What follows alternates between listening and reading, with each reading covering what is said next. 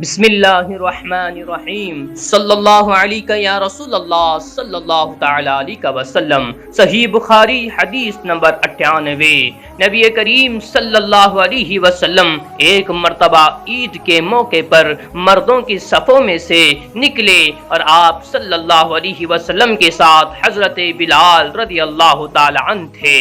آپ کو خیال ہوا کہ عورتوں کو خطبہ اچھی طرح نہیں سنائی دیا تو آپ صلی اللہ علیہ وسلم نے انہیں علیحدہ نصیحت فرمائی اور صدقے کا حکم دیا۔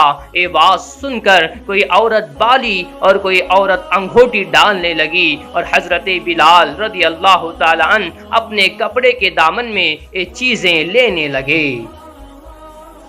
حدیث نمبر 99۔ حضرت ابو ہریرہ رضی اللہ تعالی عنہ نے عرض کیا کہ یا رسول اللہ صلی اللہ علیہ وسلم، قیامت کے دن آپ کی شفاعت سے سب سے زیادہ سعادت کسے ملے گی؟ تو رسول اللہ صلی اللہ علیہ وسلم نے فرمایا، اے ابو ہریرہ، مجھے یقین تھا کہ تم سے پہلے کوئی اس کے بارے میں مجھ سے دریافت نہیں کرے گا، کیونکہ میں نے حدیث کے متعلق تمہارے حرص دیکھ لی تھی۔